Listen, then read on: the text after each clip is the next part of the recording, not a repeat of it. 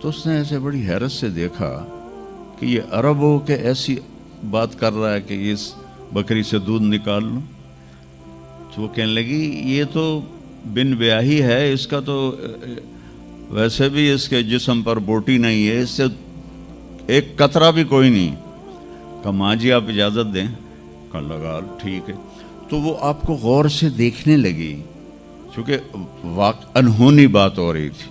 آپ نے اتنا بڑا وہ تھا برتن، وہ آپ نے لیا اور اس کے تھنوں کو یوں ہاتھ لگایا تو وہ چھلک کے مشکیزے کی طرح نیچے آ گئے اور آپ نے دودھ نکالا اور وہ فل ہو گیا. آپ نے حضرت ابوبکر کو پلایا، عامر بن فہیرہ کو پلایا، عبداللہ بن اریقت جو آپ کے رہبر تھے، آخر میں آپ نے خود پیا. پھر دوبارہ نیچے بیٹھے اس کے اور پھر نکال کے پورا وہ جگ بھر کے رکھ کے دے آئے. بکری کی عمر ہوتی ہے 7 سال. 7 سال تک یا ذبح ہو جائے یا وہ از خود مر جائے گی. بہت کم ہوتا ہے کہ کوئی بکری 7 سے 8 سال ہو جائے. یہ اس بکری کو میرے نبی کے ہاتھ لگے تھے، یہ بکری 22 برس زندہ رہی. 22 برس. اور اس کو ذبح نہیں کیا گیا، یہ مر گئی، خود ہی مر گئی. وہ نبی کے ہاتھوں کی برکت. شام کو اس کا خاوند آیا ابو معبد. انہوں نے کہا یہ دودھ کہاں سے؟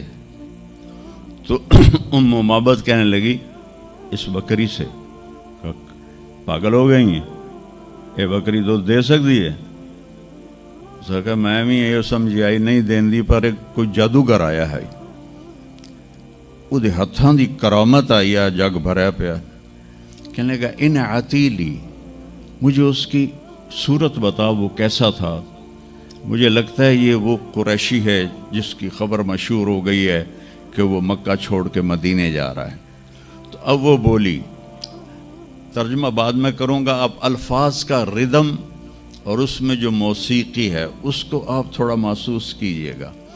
رأیت رجلا ظاہر الوداء ابلج الوجه حسن الخلق لم تعبه ثجلہ لم تزری به سعلہ وسیم قسیم فی عینیہ دعج فی اشفارہ وطف فی صوتہ سحل فی لحیتہ کثافہ فی عنقہ سطع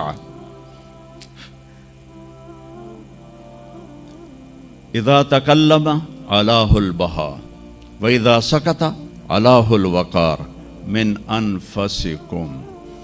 تو کہ میں نے ایک شخص دیکھا جیسے 14ویں کا چاند کپڑے پہن کے نیچے اتر آیا ہو، اور 14ویں کے چاند کی طرح چہرہ چمکتا تھا، کلیوں کی طرح روشن تھا، ماتھا بہت خوبصورت چوڑا تھا، سر بہت خوبصورت سیاہ بڑے بال تھے، اور بھویں بڑی خوبصورت کمان کی طرح. یہاں بال نہیں تھے، یہ جگہ صاف تھی. یہ ہماری بچیاں یہاں ان کو لیزر کرواتی ہیں، بھائی تو ان کو مٹاؤ یہاں سے، ہائی ہائی بھی کر دیا تو اے بھی مٹائیں دیا. تو میرے نبی خود ایسے آپ کی بھویں یہاں تک آ جاتی تھی، یہاں تک، اور آپ کی آنکھ موٹی تھی.